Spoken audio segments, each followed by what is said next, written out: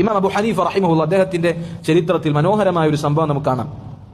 അദ്ദേഹം ഇത്തരം നിഷേധികളുമായി ഒരു വാദപ്രതിവാദം, അവരുമായി ഒരു സംവാദം അതിന് തയ്യാറാവുകയാണ്. അദ്ദേഹം ഒരു നിശ്ചിത സമയം അതിന് നിർണയിച്ചു, ഇന്ന സമയത്ത് അത് ആരംഭിക്കാം എന്ന് പറഞ്ഞു. അങ്ങനെ സംവാദത്തിനുള്ള ഈ പറഞ്ഞ നിഷേധികൾ അവർ സമയത്ത് തന്നെ എത്തി. അബൂ ഹനീഫ റഹിമഹുല്ലാ അദ്ദേഹം നിർണയിച്ച സമയത്തിൽ നിന്ന് ഒരല്പം വൈകിപ്പിച്ചു, കുറച്ച് വൈകിപ്പിച്ചു. അദ്ദേഹത്തിന്റെ ഒരു യുക്തിയായിരുന്നു അത്, അദ്ദേഹത്തിന്റെ ഒരു തന്ത്രമായിരുന്നു.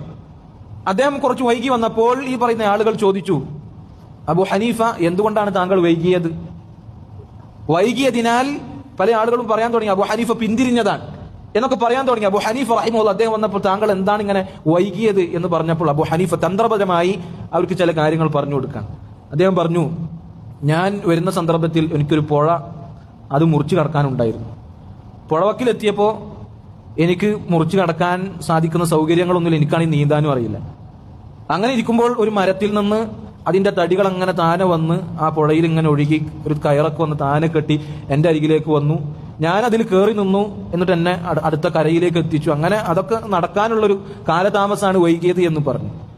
അബൂ ഹനീഫ റഹിമഹുല്ലാ അദ്ദേഹത്തെ ഒരു കളിയാക്കി, എന്താണ് ഈ പറയണത്, അങ്ങനൊക്കെ നടക്കുവോ?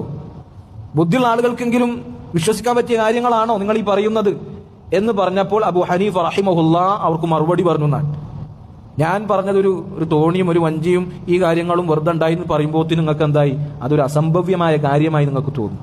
നിങ്ങളാകട്ടെ ഈ ആകാശഭൂമികളും ഇതിലുള്ള സകല ചരാചരങ്ങളും വെറുതെ ഉണ്ടായി, ഒരു റബ്ബില്ലാതെ ഉണ്ടായി എന്നാണ് പറയുന്നത്. പിന്നെ ഏതു കൂട്ടർക്കാണ് ഏറ്റവും വലിയ അബദ്ധം സംഭവിച്ചിരിക്കുന്നത് എന്ന് അബൂ ഹനീഫ റഹിമഹുല്ലാ അദ്ദേഹം ചോദിച്ചു എന്നാണ്. അതോടെ ആ സംവാദം അവിടെ അവസാനിക്കേണ്ടി വന്നു എന്നാണ്.